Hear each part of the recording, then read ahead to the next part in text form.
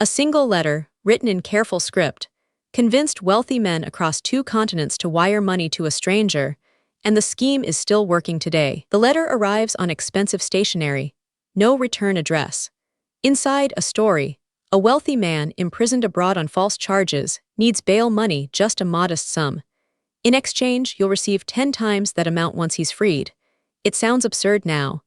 But in 1898, when versions of this letter first circulated through the mailboxes of American and European businessmen, it didn't sound absurd at all. It sounded like opportunity. So why did intelligent, successful men fall for it? The hook works because it exploits something deeper than mere greed.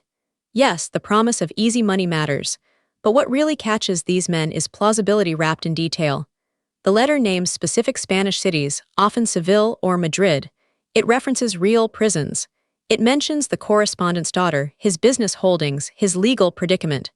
These aren't fantasy flourishes, they're anchors. They transform an impossible claim into a narrative that could be true. Now here's the catch. The victim is never asked to send large sums upfront. The first request is modest. $100, perhaps $200, enough to cover legal fees or travel costs to arrange the prisoner's release. The scammer knows something fundamental about human psychology. Once you've invested your own money in a story, you stop being skeptical. You become emotionally invested in its success. But wait, skeptics might argue these men were simply naive. They lived in a less connected world. Information moved slower. Verification was harder, that's true enough. Yet even this defense collapses under scrutiny. The Postal Service existed. Telegrams existed. International business was routine by the 1890s. These weren't isolated farmers. They were merchants, manufacturers, professionals who conducted complex transactions regularly. So what actually broke their judgment? The answer lies in what we might call selective skepticism. These men were skeptical about many things, but they weren't skeptical about the possibility of extraordinary wealth materializing through minimal effort, because they'd seen it happen. The stock market delivered windfalls. Investments paid off. Fortunes were made in gold rushes and real estate booms. The Spanish prisoner letter simply offered the same narrative they already believed in. A lucky break waiting for the right person. Once the first payment arrives, the scammer escalates. There are complications. The prisoner's release requires additional bribes. A judge demands a fee. A guard must be paid off. Each new obstacle is real enough, documented in follow-up letters with fresh details, sometimes even official documents included. The victim has already spent money. He's already told family and associates about the coming fortune. Walking away now means admitting he was duped. The sums grow. Hundreds become thousands. Some victims lost what amounted to small fortunes. One documented case involved a French merchant who wired the equivalent of roughly $50,000 in modern money before finally breaking contact. But here's what's crucial. He wasn't the exception. Dozens of wealthy men across the Atlantic fell into the same trap, often operating independently, often unaware that others were being targeted with nearly identical letters. Now the skeptic might ask, where's the evidence this was actually organized? Where are the arrest records, the convictions, the proof that real con artists systematized this scheme? Fair questions. The truth is murkier. Some Spanish prisoner letters were definitely sent by organized networks. Others may have been copycat schemes by individual fraudsters who'd heard about the scam.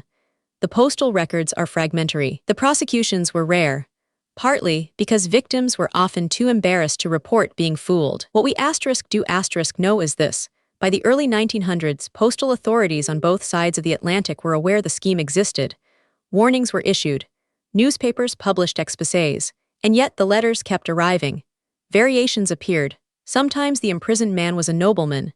Sometimes a businessman. Sometimes a relative of someone famous. The core mechanism remained unchanged. A story, a modest initial request, escalating complications, and the victim's own investment in the narrative's success. Here's where the real lesson emerges. The Spanish prisoner didn't disappear, it evolved. By the 1920s, it had migrated to new mediums, telegrams, telephone calls. By the 1980s, it appeared in faxes and emails. Today, it lives in your inbox as the Nigerian Prince email. The names change. The technologies change. The core structure, a stranger in distress, a promise of reward, a request for small upfront payment, escalating complications, remains identical across 125 years. And it still works. Millions are lost annually to variants of this scheme. The victims aren't stupid. They're often educated, successful, accomplished people who simply encountered a narrative that aligned with their existing beliefs about how the world works. They made a rational decision based on incomplete information, and that decision was exploited. Understanding this isn't about mocking the past. It's about recognizing the mechanism that remains active in the present. So we return to the original question: why did wealthy, intelligent men fall for a letter from a stranger? The answer isn't that they were naive. It's that they were human. They wanted to believe in luck. They'd seen fortunes made. They trusted their own judgment. And when a narrative arrived that confirmed what they already wanted to be true, their skepticism didn't activate, it deferred. The Spanish prisoner worked because it understood something con artists have always known.